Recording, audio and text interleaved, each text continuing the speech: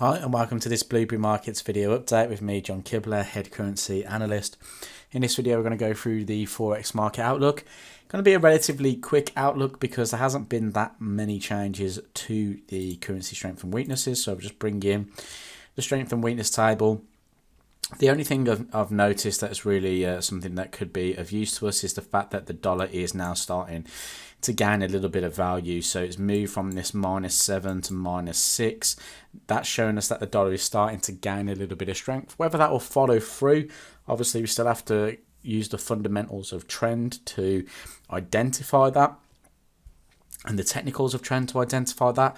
But at the moment the dollar is starting to push through, so I'm looking to sort of look for those buying opportunities on the dollar once again. And obviously we're already buying it against the Australian dollar, for instance, but there's some other major currency pairs that I'm going to go through. So Euro US dollar, we've had the first bearish close for about 8 weeks now, which is brilliant. So looking at the kind of theory of trend, we obviously look at the sort of move to the upside and we anticipate a potential pullback into this area here to then look for long opportunities, right? So if that was a 1 hour, 4 hour chart, that's what we'd be looking at. And that's no different for when I look at weekly charts. I see that the market has formed this higher high pattern. So I want to identify an area that the market could potentially come to in line with sort of trends. So what I'm looking at here is the sort of area here that is the previous structure highs on a weekly time frame. So what I'm suggesting here is that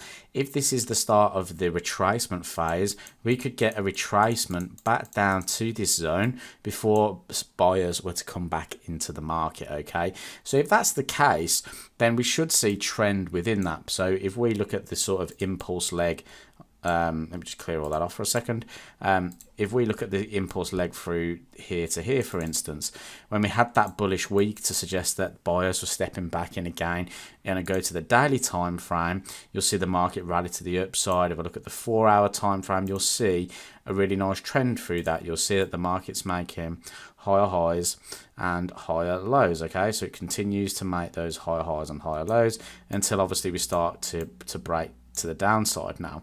So now that I've seen that, I'm looking for the market to start making lower lows and lower highs again, and that's what we've kind of got here. So at the moment we do have this really nice lower low pattern, which is something that I look for when I look to trade trends or look for those reversal sort of setups. So looking at the weekly time frame, if I'm anticipating price to come back down into this sort of zone here, then on that 4 hour time frame I'm expecting a downtrend to form, and we can see that the market has formed a new lower low. So for like early opportunities, what I'll be looking for is for price to maybe pull back into this low here, because then I'm expecting almost trend to continue from that point. Obviously we do have a little bit of a stronger support level here because we've had resistance, support in the past. So what I'd need to do then, once we kind of take that earlier short position, if obviously price action agrees with us as well, then I'd be looking for that to break and continue to the downside, heading towards this main target area down here on the weekly time frame. So early doors, looking for the short off of these potential lows through here. And what I mean by that is when price, or if price even pulls back into those lows, I'll be down here on my 15-minute time frame. I'll be looking for the trend to continue. So if the market does something like this, I'll be looking for some double top pattern or something like that to suggest that we're going to get a move down, very much like this pullback here. When you see the 4 hour trending back, you see trend breaks, we break through a few lows, the market then tanks to the downside. Looking for the exact same here on Euro US dollar going into this week. So weekly chart looking good there. Same with pound. Pound has also rejected these highs through here and doing the exact same thing as Euro US dollar. If the market was to pull back, could we see it pulling back into this zone here?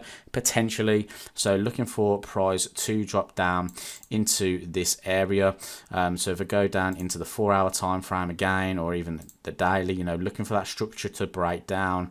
4 hour time frame, we can see that price hasn't quite changed cycle yet. That's the low. So I'm looking for market to break through that, pull back, then continue to the downside. Okay, so I'm looking for that trend on the 4 hour to now change in our favor here on pound US dollar in order to look for shorting opportunities on the weekly.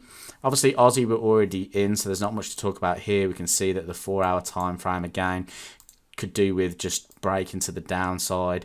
If it does take out these lows, then you could look for add-in positions on the way down. That's no problem at all.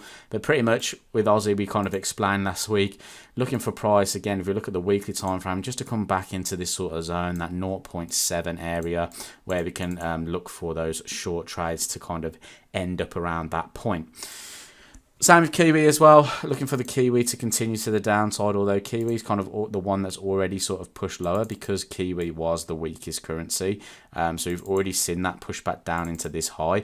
So if anything, that might not be the one to watch this week. It might be more looking towards your Euro, your Pound and your Aussie this week, whereas Kiwi's kind of already made that move. So be aware of that.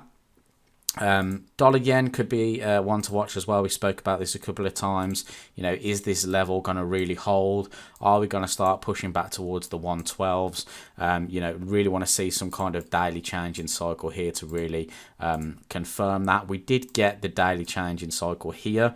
We were looking for buys there. The market fell through, retested the lows, and is now doing it again. So if we kind of break through this high here and retest, maybe we can look for some longs there. But I'm looking more across on a yen pair at CAD yen, because CAD is obviously strong, yen is weaker.